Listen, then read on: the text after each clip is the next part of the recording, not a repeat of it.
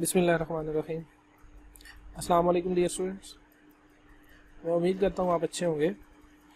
Lecture number 4 start करते हैं। Chapter number 1 के ऊपर थे और फंक्शंस के ऊपर ही थे। इस पर्टिकुलर लेक्चर में हम एक्सपोनेंशियल फंक्शन को कैसे ड्रा करते हैं, उसका ग्राफ कैसा होगा वो देखेंगे। फिर लॉगरिथमिक फंक्शन है और then we will move to the exercise number 1.3। Clear? तो सबसे पहला क्वेश्चन कि how to draw a graph of any function. इसके ऊपर हमने ऑलरेडी फर्स्ट लेक्चर में देखा हुआ है कि किसी भी फंक्शन का ग्राफ कैसे ड्रा करते हैं, यानी मैंने उसको इस आर्टिकल के अंडर डिफाइन किया था कि how to find particular value किसी भी फंक्शन की कैसे फाइंड करते हैं। ठीक, तो जो पर्टिकुलर वैल्यूज आप फाइंड करते थे ना, उन पर्टिकुलर वैल्यूज को अगर ग्राफ किसी ग्राफ पेपर के ऊपर आप ड्रा करेंगे तो वो उसका क्या बन जाएगा, ग्राफ बन जाएगा। चलिए सीखते हैं। सपोज करो हमें कोई उसने फंक्शन दिया हुआ है y is equal to F of X, और वो कहता है कि आप इसका फंक्शन मुझे जो फंक्शन है इसका ग्राफ ड्रा करके दो। हम क्या करेंगे, हम एक टेबल बनाएंगे जिसके अंदर कितने कॉलम होंगे, 2 कॉलम होंगे। आप टेबल ऐसे भी बना सकते हो, यहाँ पर ये 2 कॉलम मतलब ये कॉलम 1 होगा और ये कॉलम 2 होगा, या फिर आप ऐसे बना सकते हो ये। अब यहाँ पर ये रो एक रो में आ जाएगी और ये फर्स्ट रो हो जाएगा और ये सेकंड रो हो जाएगी। तो मैं प्रेफर करता हूँ कि हम ये इस तरह कॉलम बनाएं। ठीक, जो पहला कॉलम हो जाएगा उसे हम डोमेन के लिए रख लेंगे, डोमेन वैल्यूज ऑफ एक्स, और जो सेकंड होगा वो हम किसके लिए रख लेंगे, वाई के लिए। उसके बाद क्या करेंगे, उसके बाद हम बेटा यहाँ पर एक्स की कुछ अगर उसने इंटरवल दिया हुआ है तो उस इंटरवल की वैल्यूज पुट करेंगे उस इंटरवल में से। अगर नहीं दिया हुआ तो जनरल वैल्यूज सपोज करो -3 से लेकर +3 के बीच में जितने नंबर्स आते हैं -2, -1, 0, 1 और 2 वो सारे पुट करेंगे। उनके ऊपर कोई ना कोई फंक्शंस की वैल्यू निकल कर आएगी, फंक्शन की वैल्यू निकल कर आएगी। उसको क्या करेंगे, जो हमारे पास एक्स एक्सिस होगा यहाँ पर वो पॉइंट्स ड्रा करेंगे। सिमिलरली यहाँ पर नंबरिंग करेंगे। 1 के ऊपर जो वैल्यू आई, 2 के ऊपर, 3 के ऊपर, -1 के ऊपर, उन डार्ट्स को ऐसे आपस में मिला लेंगे, हमारे पास फंक्शन का ग्राफ बन जाएगा। That is a very very easy to draw the graph of a function. Clear? चलो मैं इसको आपको यहाँ पर सपोज करो ये ड्रा करके बताता हूँ बेटा। सपोज करो y is equal to 3x is any graph 3x + 2। Let say क्या करेंगे बेटा, ये x आएगा और यहाँ पर क्या हो जाएगा y। x की वैल्यू सपोज करो मैं -3 देता हूँ, -3, -2, -1, 0, 1, 2 और 3।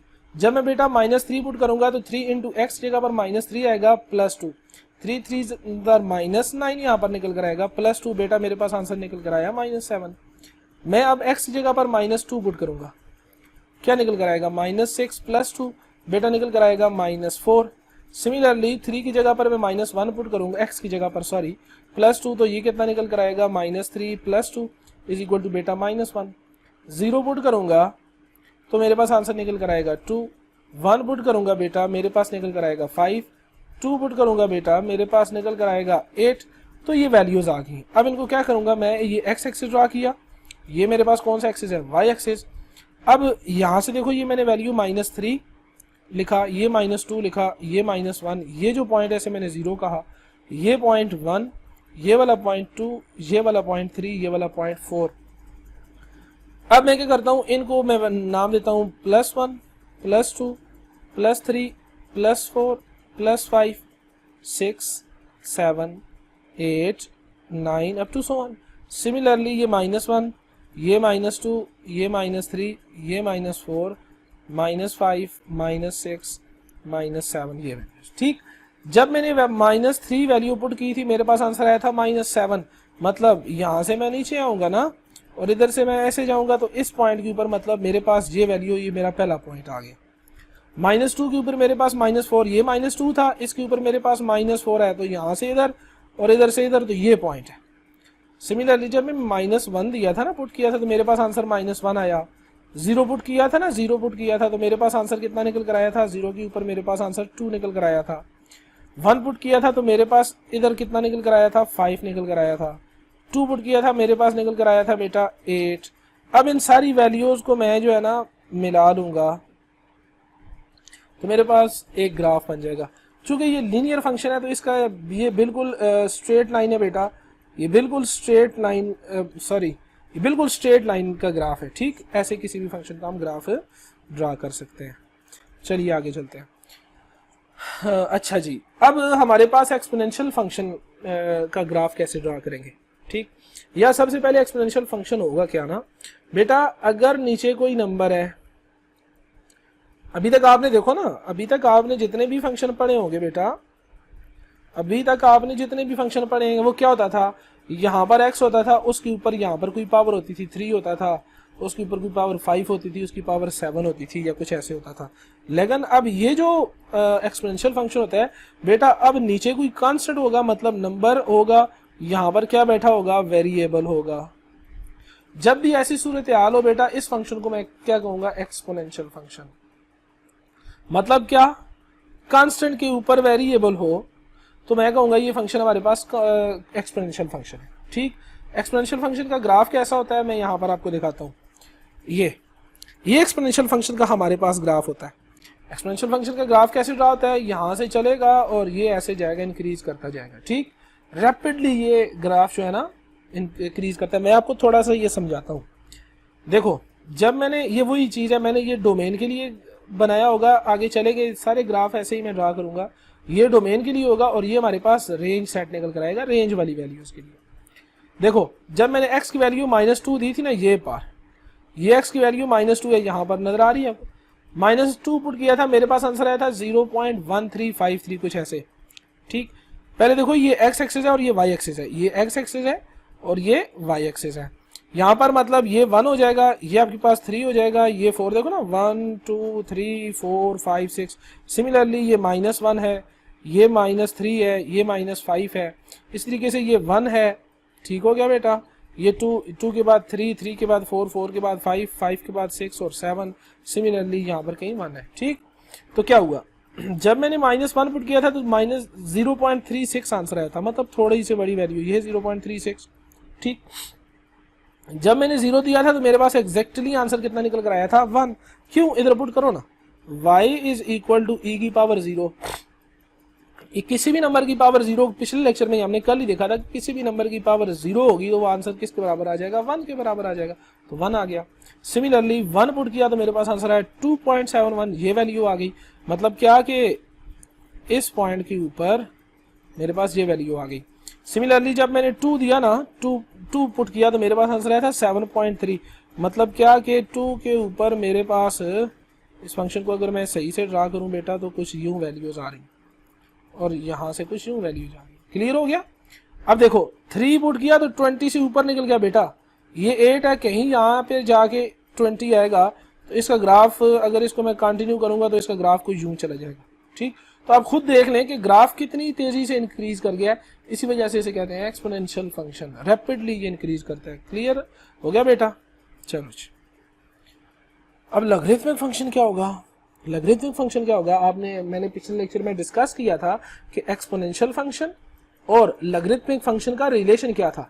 ax is equal to y हो जाए या b हो जाए तो हमारे पास log of b base a is equal to x हो जाता था। ये कल हमने रिलेशन देखा था।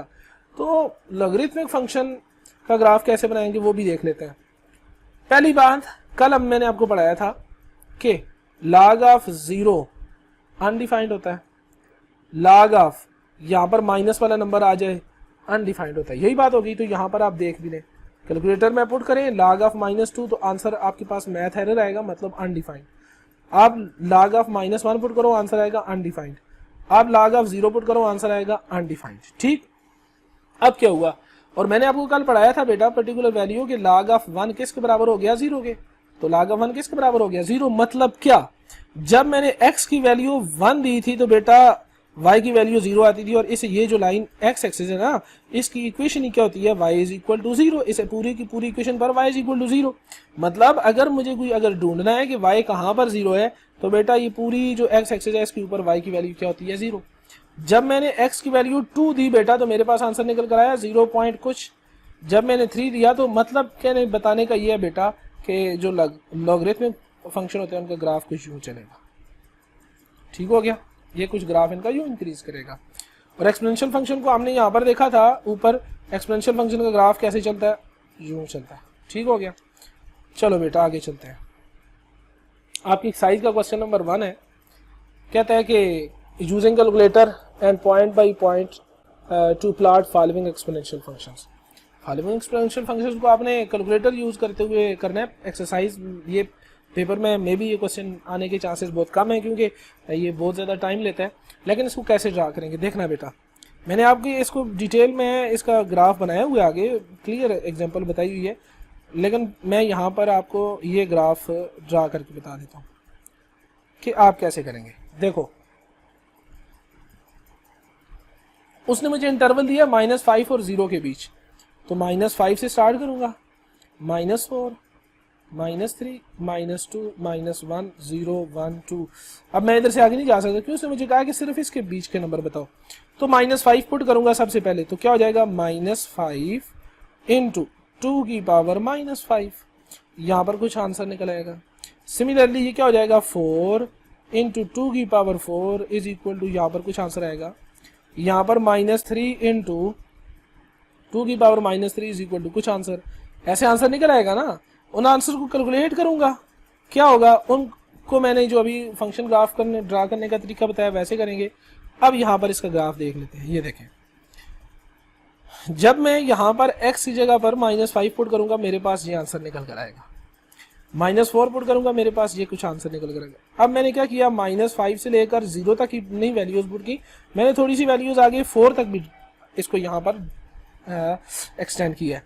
तो जो इस फंक्शन का ग्राफ बनेगा हमें ये चाहिए, हमने सिर्फ अपने -5 से लेकर चलना है ना, मतलब ये -5 है और यहाँ 0 है, इसके बीच का ग्राफ कुछ यूं बन रहा है। ठीक हो गया, -5 और 0 के बीच का ग्राफ कुछ यूं बन रहा है ना, ठीक हो गया। लेकिन मैंने इस ग्राफ को थोड़ा सा एक्सटेंड किया है ताकि आपको इसका नेचुरल बिहेवियर नजर आए कि ये फंक्शन का ग्राफ चल कैसे रहा है। पहली बात, लीनियर फंक्शन मल्टीप्लाई हो रहा था, ये दो फंक्शन से लीनियर फंक्शन मल्टीप्लाई हो रहा था एक्सपोनेंशियल फंक्शन से, तो ये उसकी वजह से कुछ ऐसे ग्राफ बन के नजर आया। अब देखना ये जो पॉइंट है बेटा यहाँ पर नजर आ रहे हैं, ये -5 के ऊपर इसकी वैल्यू है, ये -4 के ऊपर इसकी वैल्यू है, ये वाली जो वैल्यू है -3 के ऊपर, ये वाली जो वैल्यू है -1 के ऊपर। देख ले 0 से पहले जो है सब की इसकी वैल्यूज नेगेटिव है, तो ग्राफ जो है वो नीचे वाली साइड पे, मतलब जहां पर y नेगेटिव है, देखो ना -1 -2 -3 ऐसे होता है ना, ग्राफ नेगेटिव होता है। 0 के ऊपर अब देखो ना, 0 मल्टीप्लाई बाई 2 की पावर 0 मतलब 0 इंटू 1 मतलब क्या निकल कर आया 0। तो 1 पुट किया तो क्या हो जाएगा 1 इंटू 2 की पावर 1 इज इक्वल टू 2 निकल कर आया। आगे तो सिमिलरली ऐसे ही चलेगा ना। तो इस फंक्शन का ग्राफ कुछ यूं ड्रा होगा। आई होप सो बेटा क्लियर हो गया होगा। चलो बी पार्ट देखते हैं। सिमिलरली हमें कोई फंक्शन दे दिया गया है और यहाँ पर x की जो वैल्यू है बेटा वो माइनस में दी गई है। अब इस फंक्शन को यहाँ पर ड्रा करते हैं। देखो पहले उसने कहा 0 और 3 के बीच, हमने 0 और 3 के बीच करनी है, मतलब हमने ये वैल्यू सिर्फ देनी है 0 1 2 3 4, लेकिन मैंने यहाँ पर क्या किया है -2 भी दिया है -3 और ये सारा आगे ड्रा किया। तो ये फंक्शन तो क्या होगा बेटा, x की वैल्यू जब -2 दूंगा बेटा, ये -2 है कहीं यहाँ पर, ये -2 है, -2 दूंगा ना तो मेरे पास आंसर आता है -18, मतलब ये 2 है, ये 3 कहीं यहाँ पर होगा, मतलब वो नीचे तब तक ग्राफ जो है ना उससे दूर निकल गया होगा। समझ आ गई है फंक्शन का ग्राफ। जब -1 दिया था ना बेटा -1, तो इसके ऊपर फंक्शन की वैल्यू आती है -3, ये कुछ यहाँ पर वैल्यू आती है, ये -3 सपोज करो ना, ये वैल्यू है ये, तो हमारे पास यहाँ पर कुछ इसकी वैल्यू आती है। क्लियर हुआ। अच्छा जब मैंने 0 दिया तो इधर 0 पुट करके देखें आंसर क्या निकल कर आएगा 0। 1 दिया तो 0.3333, ये कुछ आंसर आ गया, इसके ऊपर ये वैल्यू इसकी आ गई, 2 के ऊपर हमारे पास ये वैल्यू आ गई, 3 के ऊपर ये, 4 के ऊपर। तो आप देखते जाए ये नंबर जूं आगे चलेंगे, ये पहले 0 से दूर था, बहुत दूर था, अब फिर एक वक्त आया कि ये 0 हुआ, अब जूं चलता जा रहा है ये ग्राफ नीचे 0 की जानब झुकता जा रहा है। देखो सॉरी ये माउस जो है ना थोड़ा सा इशू कर लेता है। 1 के ऊपर 0.33, 2 के ऊपर 0.222, 3 के ऊपर 0.111, ब्यूटीफुल पैटर्न बन रहा है। 4 के ऊपर देखो 0.049, अब यहाँ पर 0.02 हो गया और नजदीक होता जा रहा है। तो इस ग्राफ के बिहेवियर आपको नजर आ रहा होगा कि ये ग्राफ बिल्कुल एक्स एक्सिस के नजदीक होता जा रहा है। क्लियर। तो अगला क्वेश्चन पे अब आते हैं, सी पार्ट। कहता है कि एन फंक्शन दिया हुआ है, टी का फंक्शन है 100 डिवाइडेड बाय 1 प्लस e की पावर -t। तो आप इस फंक्शन को वैसे ड्रा नहीं कर सकते बेटा जब तक आपके पास कैलकुलेटर नहीं होगा। कैलकुलेटर होगा तो आप वैल्यूज पुट करते जाओगे तो आंसर आता जाएगा। तो मैंने कैलकुलेटर्स में ये वैल्यूज पुट की। अब उसने मुझे इंटरवल दिया 0 से 5 के बीच, अब यहाँ पर एक मजे की बात है, ये आपके पास 0 है और ये आपके पास कहीं देखो ना 30 है, तो मे भी ये कहीं 5 हो, तो ये 0 और 5 के बीच में सिर्फ आपका ये जो फंक्शन है बेटा वो कुछ यूं बन रहा है। ठीक है, 0 और 5 के बीच में देखे जरा, 0 ये है ना, तो इस एक्सिस से आगे ये 0 के ऊपर वैल्यू है, ये ऐसे कुछ ग्राफ बन रहा है। क्लियर हुआ आपको? ऐसे 0 के ऊपर फंक्शन की वैल्यू आती है 50, 1 के ऊपर 73 पॉइंट कुछ, 2 के ऊपर 88 पॉइंट समथिंग, 3 के ऊपर 95.5 क्वार्टर, बल्कि 4 के ऊपर 98, 5 के ऊपर 99, और इससे आगे ये देख लें जरा ग्राफ क्या हो गया, बिल्कुल स्ट्रेट लाइन, मतलब इससे आगे इस फंक्शन की वैल्यू है कितनी, 100। ठीक, ये ओवरऑल फंक्शन मैंने इधर से आपको नेगेटिव से बताया कि ये फंक्शन का बिहेवियर कैसे निकल कर आया। ये जो वैल्यू है बेटा, ये वाली वैल्यू -2 के ऊपर है, ये वाली जो वैल्यू है बेटा ये -1 के ऊपर है, ये वाली जो वैल्यू है बेटा 0 के ऊपर है, ये 1 के ऊपर, 2, 3, 4 और 5 और इस तरीके से आगे। आई होप सो बेटा ये क्लियर हो गया होगा। डी पार्ट दिया हुआ है 200 डिवाइड बाई 1 + 3e⁻t। अब इसका ग्राफ आप देख लें जरा, ये मैंने ग्राफ बनाया है इसका ग्राफ देख लें, पिछले ग्राफ से थोड़ा सा चेंज है।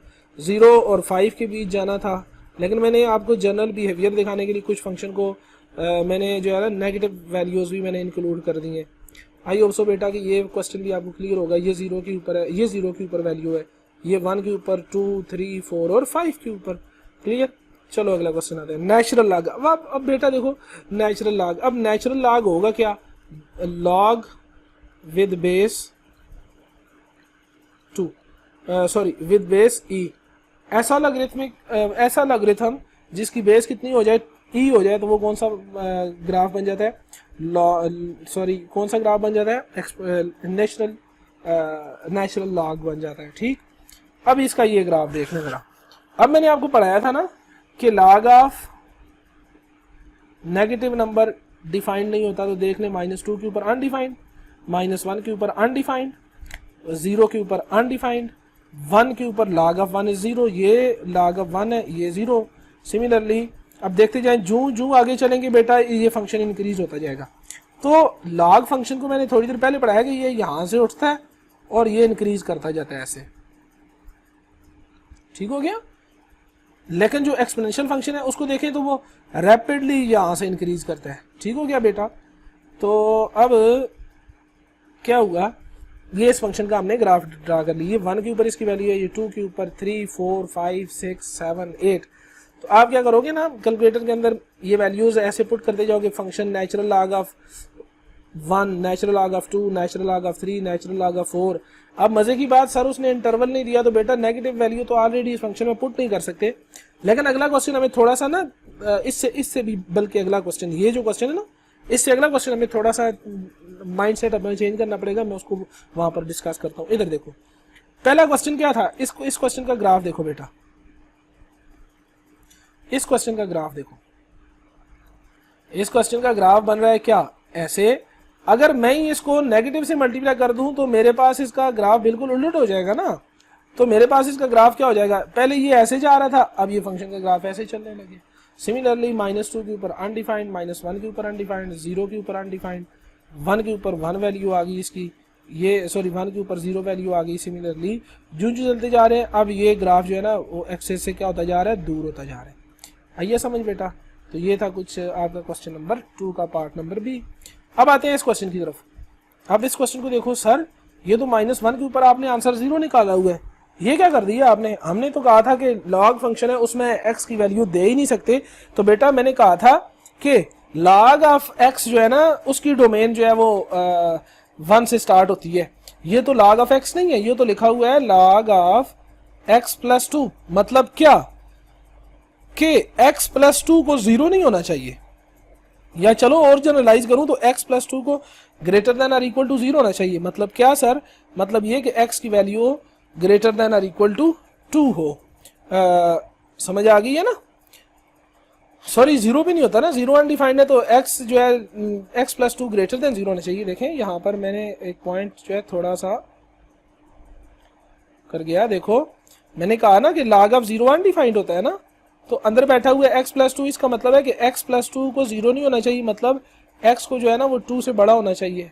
-2 से, मतलब -1, तो इसका मतलब -1 के ऊपर ये डिफाइंड है। तो अब ये वैल्यूज पुट करूंगा, मेरे पास ये सामने इसका जो आंसर है वो निकल कर आता जाएगा।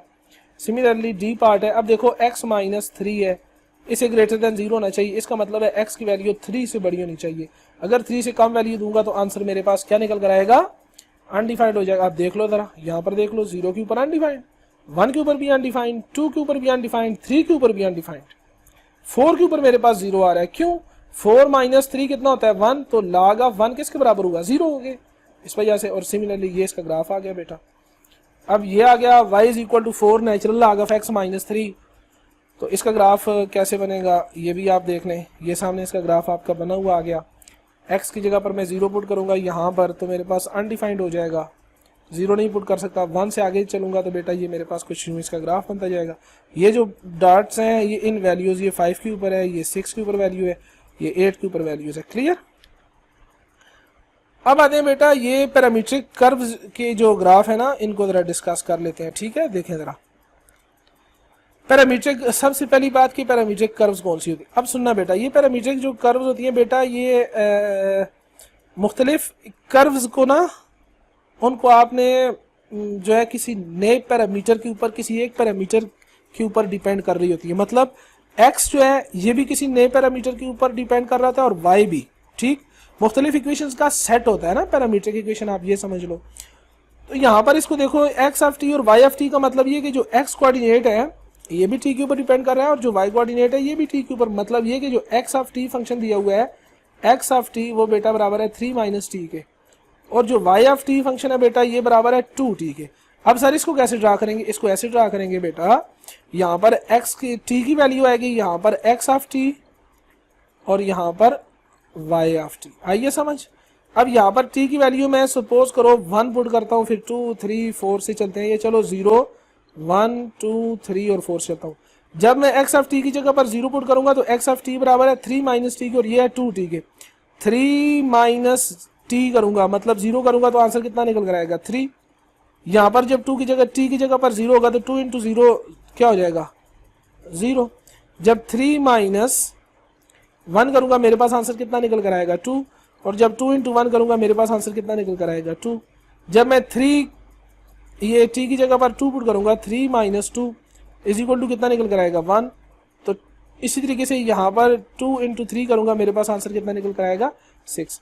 तो ये सारे ऐसे फंक्शन जो है ना वैल्यूज निकल आएंगी। अब हम इनको ड्रा कर लेंगे। ये देख लें जरा, ये आपके पास क्या आ गया, कुछ इस कर्व इस लाइन की जो है ना वो कर्व हमारे पास निकल कर आ गई है। समझ आ गई?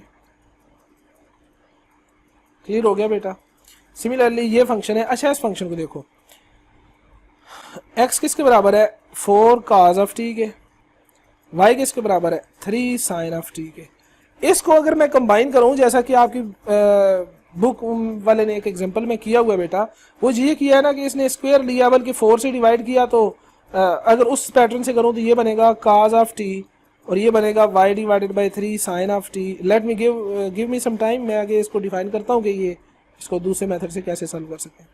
अब इनको स्क्वायर करते हैं दोनों साइडों को, तो ये हो जाएगा x² / 16 = ये क्या हो जाएगा cos² ऑफ t, क्या हो जाएगा y² / 9 = sin² ऑफ t।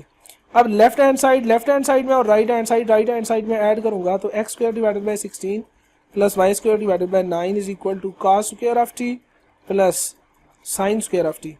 अब हमें पता है कि sin² plus cos² of x हमारे पास 1 के बराबर हो गया। ये बन गया x² / 16 प्लस y² / 9। तो ये जो इक्वेशन है बेटा ये इलिप्स की इक्वेशन है। आगे आप जाएंगे कॉन्वेक्स सेक्शन, पूरा चैप्टर बड़ा पर है, इसको वहां पर समझ लेंगे। ठीक, तो इलिप्स की इक्वेशन है। तो जब इसको यहाँ पर ड्रा करेंगे तो जरा इसका ग्राफ, मुझे स्क्रीन को जरा इरेज कर लेने दे बेटा। ये इसका ग्राफ कुछ इलिप्स का बनेगा। ठीक हो गया बेटा, ये इलिप्स का ग्राफ आपके पास बन गया। ये क्या है, ये यहाँ पर 4 है मेजर एक्सिस, ये 3 है माइनर एक्सिस है। ठीक हो गया, ये इसका फोकस है। ये आगे जाएंगे, ये सारी बातें हम कॉन्वेक्स सेक्शन में वहां पर जाकर डिस्कस करेंगे। तो ये था आपका इस कर्व का कॉन्वेक्स, इस कर्व का ग्राफ। क्लियर? Thank you. आज का लेक्चर जो है यहीं पर एंड करते हैं और इंशाल्लाह जो नेक्स्ट एक्सरसाइज होगी उसमें हम लिमिट्स को डिस्कस करेंगे और फिर हमारा चैप्टर नंबर 1 को हम कंक्लूड कर लेंगे।